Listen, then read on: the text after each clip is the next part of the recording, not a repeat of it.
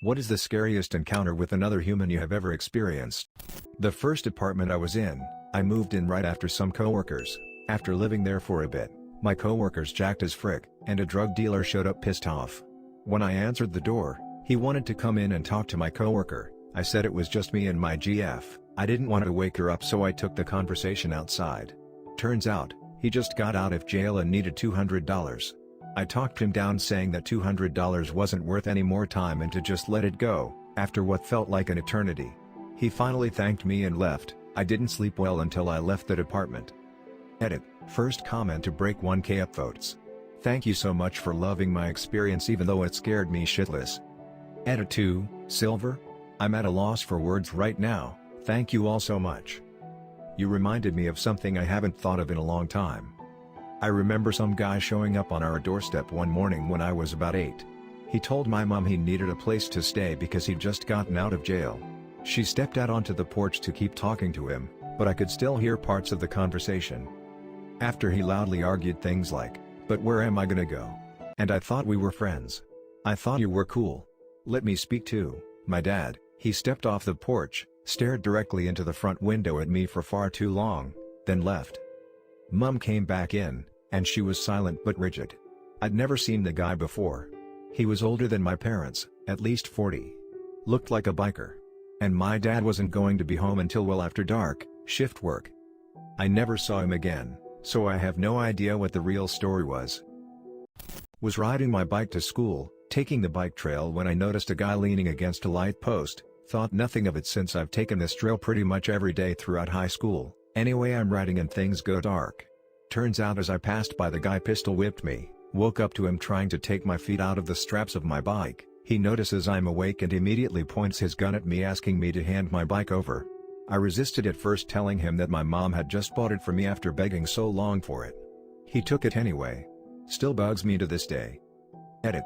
Didn't expect my story to take off. Some minor details for people wondering. The bike was a Dawes SSTL. I was 16 at the time, I'm 23 now.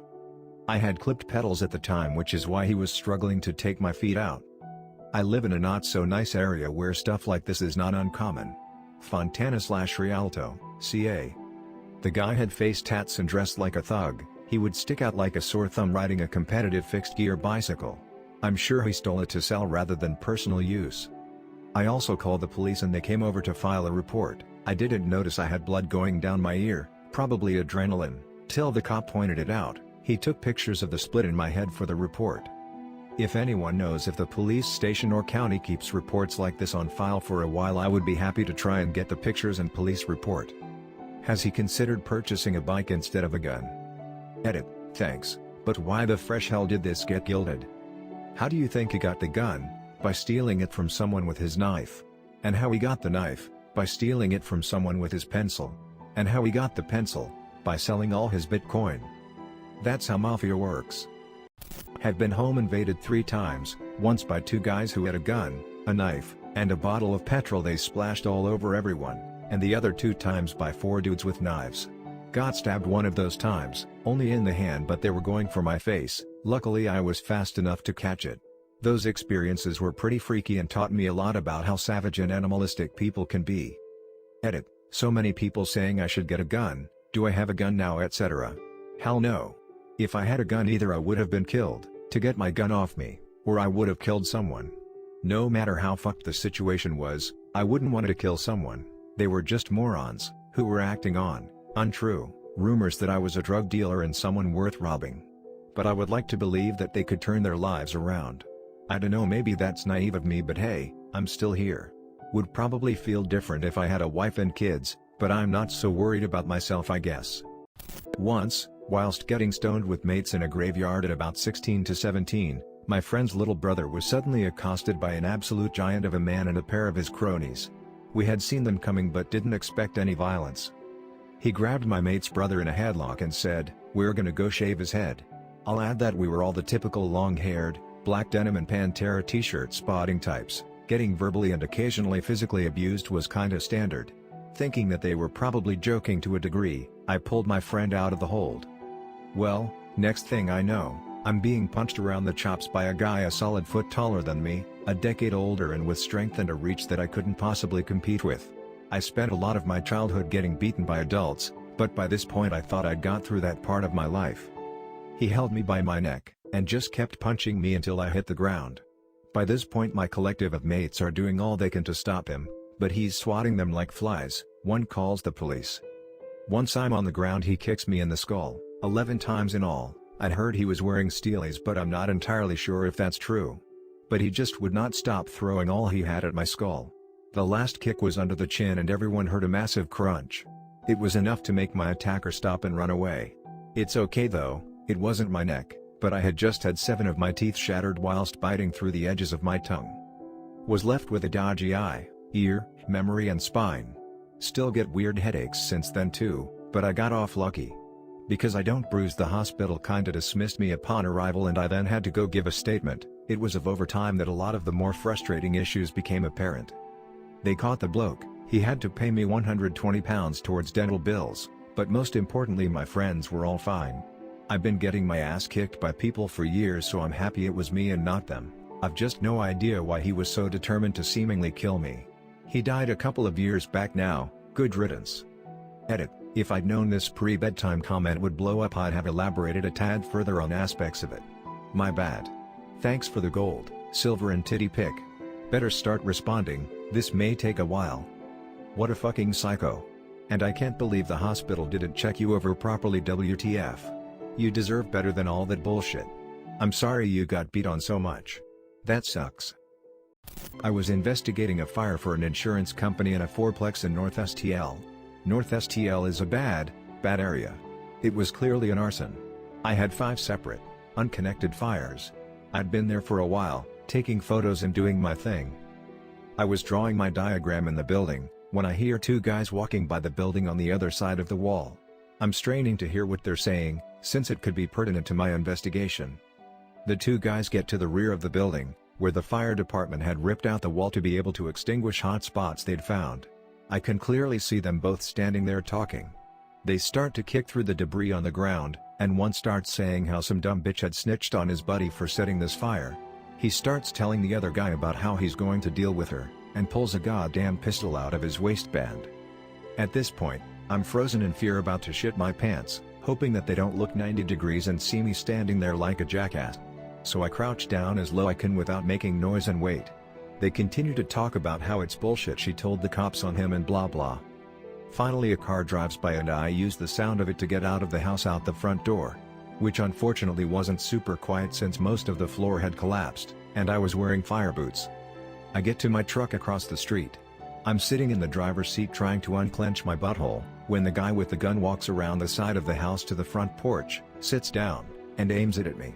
I turned the truck on and got the fuck out of there.